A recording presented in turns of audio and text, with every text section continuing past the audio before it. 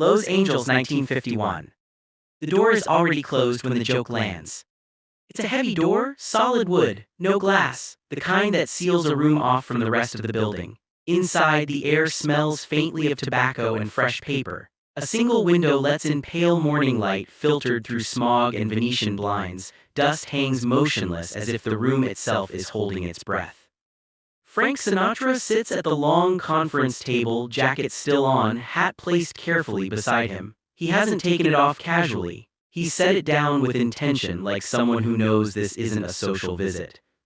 Across from him, Harry Cohn doesn't sit back. He leans forward, elbows close to his body, hands folded. A studio lawyer sits slightly to Cohn's right, closer to the door. He has a thin folder in front of him and a typed document already pulled halfway out as if he expects to need it quickly. No one is smiling.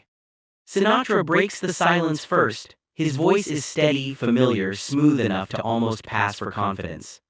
"So," he says, glancing between them, "is this where you tell me I'm suddenly a dangerous man?" It's meant to be light, a release valve, a joke. The words hover in the air for a moment longer than they should. No one laughs. Not a polite smile, not a breath through the nose, nothing. The silence hardens. Sinatra notices immediately. His eyes flick just once to the lawyer, then to the door. He shifts in his chair, the smallest movement, but in a room this quiet it sounds louder than it is. Harry Cohn doesn't react at all. He doesn't scold Sinatra, he doesn't smile it off, he doesn't correct him. He simply looks at the lawyer. The lawyer reaches back and turns the lock. It's a soft sound, a dull click, easy to miss if you aren't listening for it. Sinatra hears it. The joke is over. This meeting wasn't scheduled to be dramatic. On paper, it's a clarification, a routine conversation. The studio needs reassurance. Names have been appearing in newspapers. Committees in Washington are asking questions. Careers are changing overnight, sometimes without warning. The blacklist doesn't announce itself loudly. It arrives quietly. Phone calls stop getting returned. Scripts stop showing up. Meetings get postponed indefinitely. Sinatra knows this. Everyone in this room knows it. The lawyer clears his throat. He doesn't introduce himself. He doesn't need to. There have been concerns, he says, measured, careful, about associations, about appearances. Sinatra leans back slightly. He crosses one ankle over the other. The posture is familiar, controlled. He's played rooms like this his entire adult life. Concerns, Sinatra repeats. That's a flexible word. Cohn finally speaks. "You've been named," he says. Not accused, not charged, named. Sinatra's jaw tightens for half a second before he smooths it out. "In what?" he asks. The lawyer slides the typed statement fully onto the table. It stops just short of Sinatra's hands. The paper is crisp, untouched, waiting. "Nothing official," the lawyer says. "That's the point." Sinatra doesn't pick it up. He looks at it, then looks back up. "Then why am I here?" he asks. Another pause. This one is deliberate. Cohn exhales slowly. "Because," he says, "we don't want surprises." The word "we" carries weight. It doesn't just mean Columbia Pictures, it means distributors, theater owners, advertisers, everyone who decides whether a film lives or dies before the audience ever sees it. Sinatra nods once. He understands the language. "And this," he says, gesturing to the paper, "is insurance." The lawyer's eyes flicker, not disagreement, recognition. "It's a statement," the lawyer says, "affirming your loyalty, your distance from certain influences." Sinatra lets out a small laugh, not loud, not performative, almost private. "Loyalty," he says, "to who?" The question lands harder than he intends. Cohn's expression changes just slightly, a tightening around the eyes. Sinatra sees it. He knows he's touched something real. "That's not a productive way to frame it," Cohn says. Sinatra leans forward now. His voice lowers. "Then tell me the productive way." The lawyer interjects before Cohn can answer. "This isn't about debate," he says. "It's about clarity." Sinatra looks at him, really looks at him. The man's suit is expensive but conservative. His hands are steady. This is not his first room like this. "So let me be clear," Sinatra says. "If I sign that, this all goes away." The lawyer doesn't answer immediately. Cohn does. "It helps," he says. "Not yes, not guaranteed, just helps." Sinatra sits back again. He runs a thumb along the edge of the table. The room feels smaller now than it did when he walked in. You know, he says carefully, I've sung for presidents, I've sung for troops, I've done my part. No one responds. Sinatra smiles, but there's no humor in it now. And yet, he says, here I am, locked in a room, being asked to prove I'm safe. The lawyer shifts in his chair. Frank, Cohn says, using his first name for the first time, this is how things are done now. There it is.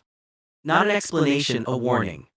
Sinatra glances again at the door, the locked door, the quiet, the typed words waiting for his signature. He realizes something then. The joke he made at the beginning didn't fail because it wasn't funny. It failed because it said too much. Because everyone in that room understands the same unspoken truth. Talent doesn't decide who works anymore. Silence does. And whoever controls it. Sinatra reaches for the paper. And the room leans in. Sinatra doesn't read the statement all at once. He scans it in pieces, a line here, a phrase there. Each sentence is clean, restrained, legal, no accusations, no names, just distance, disavowal, assurance. The kind of language designed to look harmless later. He notices what's missing more than what's written. No mention of committees. No mention of informants. No promise from the studio in return. Just his name at the bottom. The lawyer watches his eyes move. He's trained for this. He knows when someone is calculating instead of reacting. This is voluntary, the lawyer says softly. Sinatra looks up. Everything is, he replies. Harry Cohn hasn't moved, he hasn't needed to. His authority fills the room without effort. He's seen actors beg. He's seen stars fade. He knows exactly how much pressure to apply without leaving marks. Frank, Cohn says, no one is accusing you of anything. Sinatra lets out a slow breath. That's what worries me, he says. The lawyer straightens the paper, aligning it perfectly with the table edge. A subtle signal, order, control. Rumors don't need proof, the lawyer says, they just need time.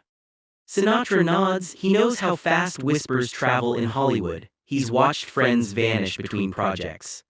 He felt the temperature drop in rooms where his name was once greeted with applause. What happens if I don't sign, he asks. The question isn't defiant, it's practical. The lawyer hesitates, just long enough to be noticeable. Cohn answers instead. Then we take a pause, he says. A pause. Sinatra almost smiles at the understatement. And during that pause, Sinatra says, my films sit on shelves, my radio spots get reconsidered, my phone stops ringing. Cohn doesn't deny it. This isn't personal, he says. Sinatra looks at him sharply. That's the problem, he says. If it were personal, I'd know where I stood. The room goes quiet again. The lawyer clears his throat. There are people in Washington, he says, who would love to ask you questions. This helps ensure they don't feel the need. Sinatra's fingers curl slightly against the edge of the paper. So this is protection, he says. It's clarity, the lawyer corrects. Sinatra finally picks up the statement. The paper makes a soft sound as it lifts from the table. He reads it fully this time, every word, every careful omission. He realizes something unsettling. This document isn't about saving his career. It's about saving the studio from him. From uncertainty, from association, from risk. He looks up again. If I sign this, he says, you'll stand by me. Cohn's response is immediate. We'll continue working together, he says. Not stand by. Not defend. Just continue. Sinatra leans back, eyes drifting to the sliver of light between the blinds. Outside, the city is moving. People are going to work, eating breakfast, listening to the radio. None of them know this room exists. None of them know how close their favorite voices are to disappearing. You know, Sinatra says quietly, there are men who didn't get this meeting. The lawyer nods once. Yes, he says, there are. The implication hangs there, heavy, final. Sinatra looks down at the signature line, his name printed neatly beneath it, waiting.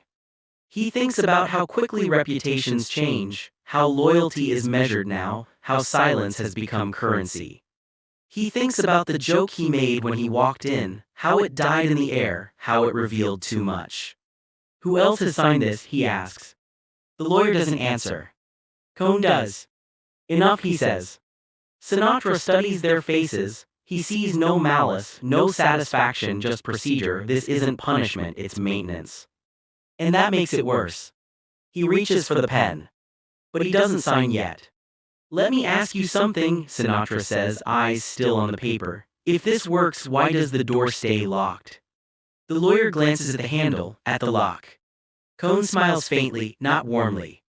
Because, he says, rooms like this only work if people understand they're inside them. Sinatra exhales slowly. That's the moment it clicks fully into place. This isn't about guilt or innocence, it's about demonstrating obedience, about showing you know where power lives now and that you won't joke about it again. He signs. The pen scratches softly across the paper, the sound feels louder than it should, final. The lawyer takes the document immediately, sliding it back into the folder. The lock clicks open. The door doesn't swing wide, it opens just enough. Cohn stands. Good, he says, we'll move forward. Sinatra stands as well. He picks up his hat, places it on his head. As he turns toward the door, Cohn speaks one last time. Frank, he says almost casually, keep your head down for a while. Sinatra pauses. He doesn't turn around. He just nods. And walks out. Down the hallway, past posters and offices and assistants who won't meet his eyes, Sinatra feels the weight of something new settle in. Not relief. Awareness. He's still working, still famous, still Frank Sinatra. But now he knows exactly how thin the line is. And how quietly it can disappear. Frank Sinatra doesn't talk about the meeting afterward. Not publicly, not in interviews, not even in the carefully managed versions of his own story that appear years later. The room at Columbia Pictures becomes one of those places that exists only for the people who were inside it. But its effects are immediate. For a time, the phone keeps ringing, films move forward, radio appearances continue. On the surface, nothing seems different. That's the most unsettling part. The punishment isn't visible. It's structural. Sinatra notices it in the invitations that don't arrive, in the names that disappear from guest lists, in the way conversations stop when he enters certain rooms, not because he's feared, but because people don't know where he stands. And in 1951, uncertainty is dangerous. The blacklist doesn't announce outcomes, it creates atmospheres, it trains people to self-censor before anyone else has to. Sinatra watches colleagues measure their words, soften opinions, laugh less freely. He recognizes the look now. He saw it in the lawyer's eyes, the look of someone protecting themselves by staying just slightly detached from everyone else. Sinatra keeps working, he keeps his head down. But the knowledge lingers. He knows the statement he signed didn't protect him because of what it said. It protected him because of what it proved, that he would comply when asked, that he understood the rules. Others don't fare as well. Writers vanish from credits, actors find themselves unavailable, careers end without a final conversation, no confrontation, no explanation, just absence. Sinatra doesn't speak their names publicly. He can't, not without reopening the door he watched get locked behind him. The joke he made in that room becomes a private reminder, a line he crossed without realizing it. Humor used to be power, timing, charm, control. Now it's risk. Years later, Sinatra's image hardens, the edge becomes part of the persona. People read defiance into his performances, they see strength. They don't see the caution underneath it. They don't see the way he avoids certain topics, the way he learns to let silences pass instead of filling them. Hollywood moves on as it always does. The blacklist fades officially, then unofficially, then not at all. The mechanisms remain, different names, same rooms. Harry Cohn continues to run his studio. Lawyers continue drafting statements that look voluntary. Doors continue closing quietly. Sinatra survives the era, thrives even, but survival has a cost. He understands something most audiences never will, that fame doesn't protect you from power, it just makes the negotiations quieter. The meeting at Columbia Pictures never becomes a headline, no transcript exists, no photograph captures the moment the lock turned. But it shapes behavior. It teaches a generation how to stay employable, how to smile carefully, how to joke less. Decades later, the room is repurposed. The building changes hands, new executives sit at similar tables, believing their pressures are more civilized now. They're not. The methods evolve, the silence stays. And somewhere in the history of Hollywood, that joke still hangs in the air, the one that wasn't funny because it named the truth too clearly. Who really decides who works? And how easily a career can be paused, erased, or allowed to continue, as long as the door closes quietly behind you.